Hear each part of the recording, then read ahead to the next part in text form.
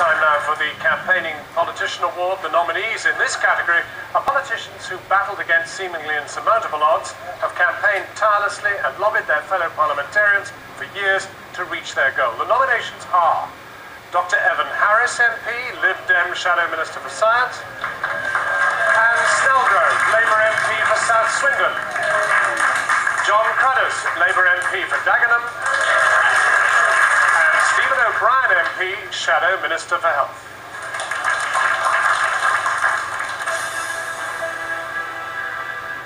Evan Harris believes the campaigns that he fights. They're often controversial.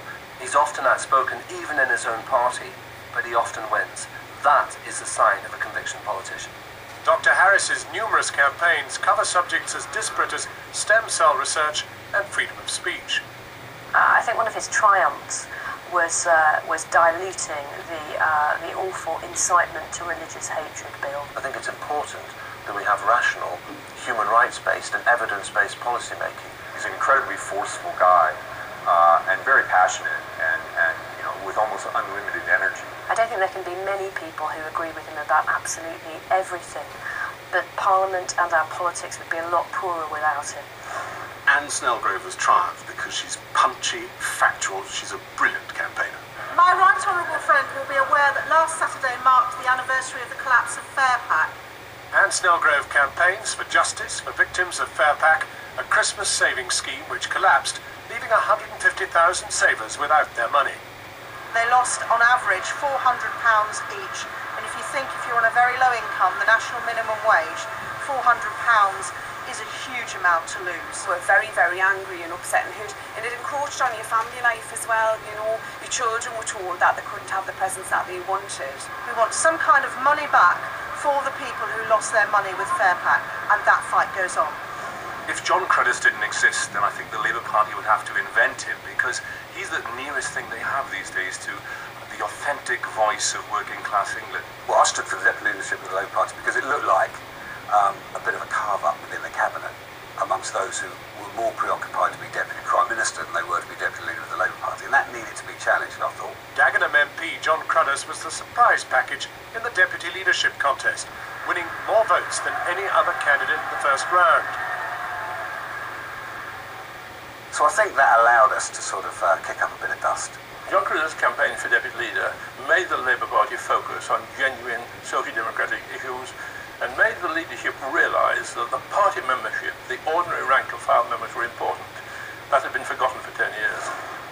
Stephen O'Brien's campaign gathers evidence on how to fight malaria and keeps the issue high on the political agenda. There's a real opportunity both in Africa, but also not forgetting other parts of the world, in Asia and in Central and South America, where we really can bear down on this disease. The campaign which Stephen O'Brien has led is very important because the key to defeating malaria is essentially, at the end of the day, political. Science can take us so far, but if there isn't political commitment and technically informed political commitment, we will never be able to defeat what is an ultimately infinitely defeatable disease. We need the political will and we need the campaigning to make sure that we really do tackle this head on and get to the hardest to reach people.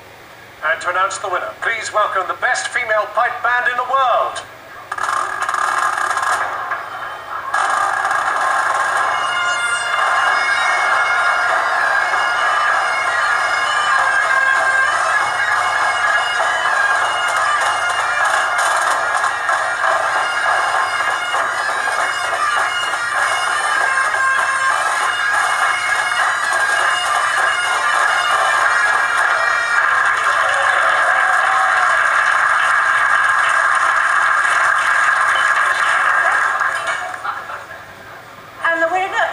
Our MP, John Crudders.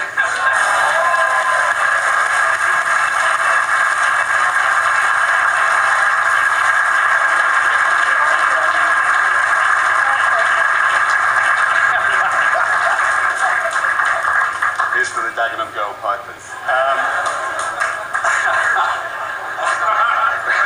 That has gone in, actually. Well,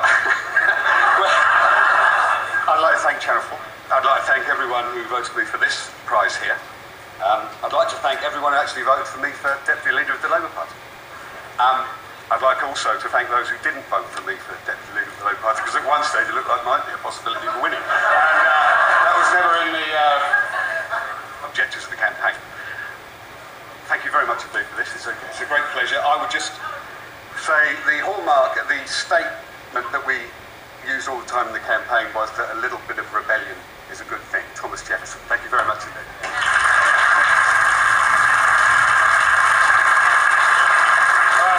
Congratulations, John Curtis, and a special thanks to his Dagenham Girl Pipers.